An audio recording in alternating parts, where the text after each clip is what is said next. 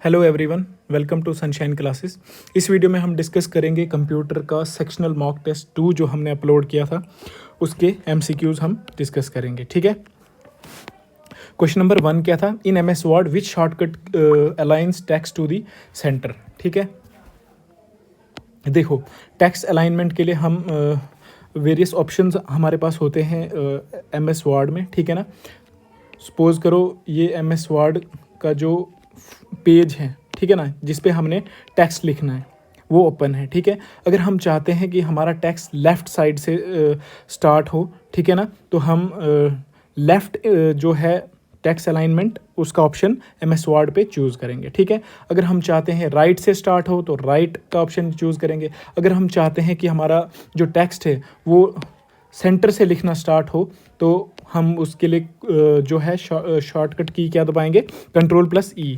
ठीक है। उससे क्या होगा, हमारा जो टेक्स्ट है बिल्कुल सेंटर से स्टार्ट होगा। ठीक। बाकी हम शॉर्टकट कीज़ देख लेते हैं। Ctrl+C किसके लिए यूज़ होता है? अगर हमने टेक्स्ट कॉपी करना है। ठीक। और Ctrl+M का यूज़ होता है इंडेंट अ पैराग्राफ। ठीक है ना। इंडेंटेशन का क्या मतलब होता है? सपोज करो आपका ये पैराग्राफ है, ठीक है ना, आप चाहते हो कि इस साइड से जो डिस्टेंस है ये आपका पैराग्राफ कुछ ऐसे आगे आ जाए। ठीक है ना। तो आप इंडेंटेशन का यूज़ करोगे। ठीक।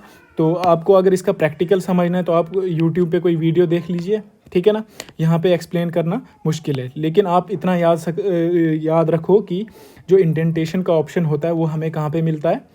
होम टैब के अंदर जब आप पैराग्राफ को ओपन करोगे, ठीक है ना, वहाँ पे आपको ये ऑप्शन मिलता है। ठीक। तो क्वेश्चन नंबर 1 का आंसर हो जाएगा हमारा Ctrl+E। ठीक है। और Ctrl+J किसके लिए यूज़ होता है? Justify text alignment. ठीक। क्वेश्चन नंबर 2 क्या है? What is the function of cache memory. ठीक है। कैश मेमोरी क्या होती है?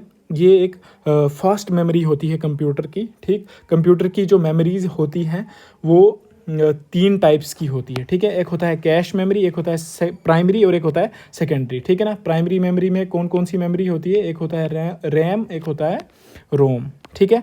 तो ये जो कैश मेमोरी होती है ये क्या काम करती है? हमारा जो सीपीयू है उसकी स्पीड को इंक्रीज़ करती है। ठीक है। और इसका यूज़ होता है to reduce the average time to access data from main memory. ठीक है ना। क्यों? क्योंकि जो हमारे पास फ्रीक्वेंटली एक्सेस डाटा, यानी जो कंप्यूटर का जो सीपीयू है उसको जो डाटा बार बार चाहिए ना, तो उसको कैश मेमोरी क्या करती है? टेम्परेरी टाइम के लिए अपने पास स्टोर रखती है। ठीक है ना। तो उसकी वजह से क्या होता है, एक्सेस का जो टाइम होता है वो भी कम होता है, और जो हमारा सीपीयू है उसकी क्या होती है? स्पीड अप हो जाता है वो। ठीक है। क्वेश्चन नंबर 3 क्या है?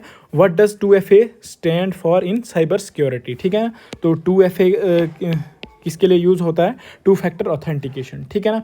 अब देखो, 2 चीज़ें होती हैं, एक होता है आइडेंटिफिकेशन, एक होता है ऑथेंटिफिकेशन। ठीक है ना। सपोज करो आपने जीमेल पे आपने क्या करना है? लॉगिन करना है। ठीक है ना। तो आप वहाँ पे क्या करते हो? अपना ईमेल डालते हो और पासवर्ड डालते हो। ठीक है ना। तो आप वहाँ पे कंप्यूटर को क्या बता रहे हो कि मैं अपनी आइडेंटिफिकेशन बता रहे हो। ठीक है ना।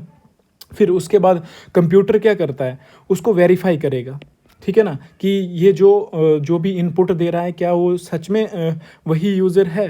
ठीक है ना। तो जो वो वेरीफाई करेगा ना उसी को हम बोलते हैं ऑथेंटिफिकेशन। ठीक। तो जब ये ऑथेंटिफिकेशन कंप्यूटर क्या करे? 2 बार करे, ठीक है ना, उसी को हम बोलते हैं 2 फैक्टर ऑथेंटिकेशन। ठीक है ना। जैसे कोई यूट्यूब चैनल खोलते हैं हम, वहाँ पे हमारे पास ऑप्शन होता है 2 फैक्टर ऑथेंटिकेशन का। ठीक है ना। आपने ईमेल डाली, पासवर्ड डाला, ठीक है ना, फिर उसके बाद क्या, अगर आपने 2 फैक्टर ऑथेंटिकेशन डाला है तो आपके फ़ोन पे क्या आएगा? OTP भी आएगा, तो आपको वो कोड भी डालना पड़ेगा। ठीक है ना। उसी को हम बोलते हैं 2 फैक्टर ऑथेंटिकेशन। ठीक। Question number 4, which Excel function returns the largest value in a cell range. ठीक है। तो क्वेश्चन नंबर 4 का आंसर हो जाएगा ये पार्ट, मैक्स। ठीक है ना। सपोज करो आपके पास क्या है, आपको पता है MS एक्सेल में क्या होता है? रोज़ और कॉलम्स होते हैं। ठीक है ना। तो सपोज करो यहाँ पे 1 2 3 4 5 नंबर्स लिखे हुए हैं। ठीक। अगर आप चाहते हो कि लार्जेस्ट वैल्यू सिलेक्ट करनी है, हमने सिलेक्टेड सेल्स जो आपने सिलेक्ट किए हैं। ठीक है ना। तो अगर आप इक्वल टू और मैक्स टाइप करोगे, ठीक है, तो आपके पास जो है लार्जेस्ट वैल्यू क्या हो जाएगी? शो हो जाएगी। ठीक है ना। तो अलग अलग फंक्शंस होते हैं, जैसे सम हो गया फंक्शन, फार्मूला जो है हमारे MS एक्सेल में अवेलेबल होता है, प्रोडक्ट होता है, मिन होता है, लेंथ होता है, LEN होता है। ठीक है ना। तो आपने याद रखना है जो फार्मूला होता है उसके पहले इक्वल टू का साइन होता है। ठीक है ना। जैसे LEN फंक्शन का क्या काम होता है?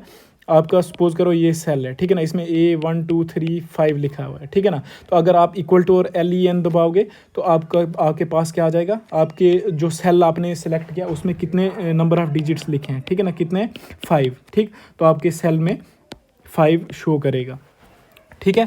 Question number 5, in computer networking what does IP stand for, ठीक है। मैंने इस चैनल पे वीडियो डाली हुई है हमारी जो एब्रीविएशंस हैं, ठीक है ना।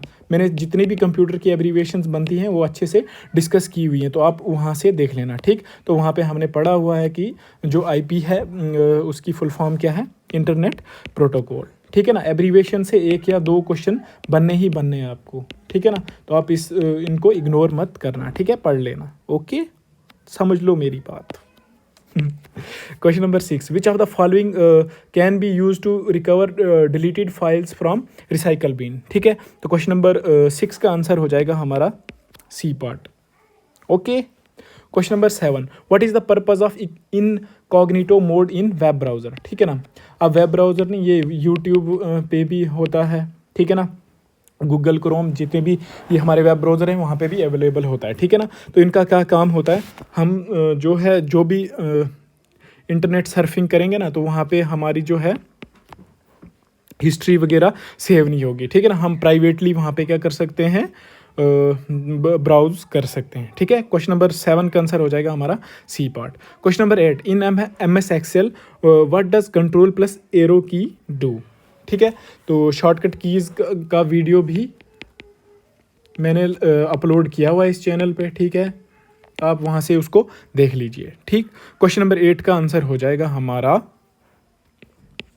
C पार्ट, ठीक है, jump to edge of data region. Question number 9, what is a cookie in computer terms, ठीक है। क्वेश्चन नंबर 9 का आंसर हो जाएगा हमारा C, ठीक। ये क्या करता है, text file storing browsing data. Question number 10,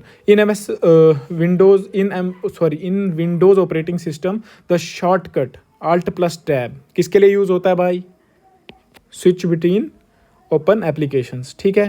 question number 11, which of the following is a cloud based storage service, ठीक है, OneDrive।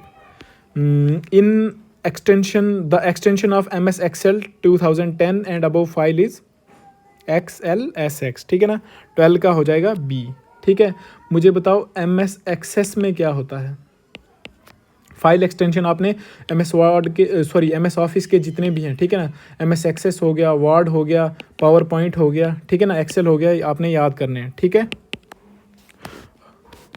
इसका क्या है, DOCX, ठीक है, इसका, और MS Access का मैं आपको बता दूंगा, MS Access का आप कमेंट सेक्शन में मुझे बता देना, मुझे अभी याद नहीं आ रहा है यार। और पावर पॉइंट क्या क्या है, PPTX एक्सटेंशन, ठीक है ना।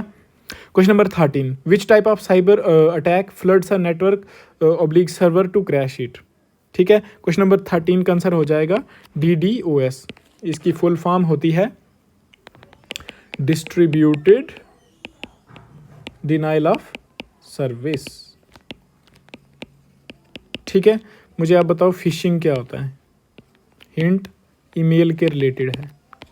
Question number 14, which of the following is not a email protocol, ठीक है। क्वेश्चन नंबर 14 का आंसर आ जाएगा हमारा C पार्ट। HTML की फुल फॉर्म क्या है, हाइपर टेक्स्ट मार्कअप लैंग्वेज, ठीक है। SMTP क्या है, सिंपल मेल ट्रांसफ़र प्रोटोकॉल, ठीक है। POP की क्या है, पोस्ट ऑफिस प्रोटोकॉल 3, इसमें 3 का क्या मतलब होता है, 3rd वर्जन, ठीक है। IMAP की फुल फॉर्म क्या है, internet message access protocol, okay. Question number 15, which command is use to view the list of active network connection in Windows, ठीक। क्वेश्चन नंबर 15 का आंसर हो जाएगा C पार्ट, ठीक है। Bye bye, take care.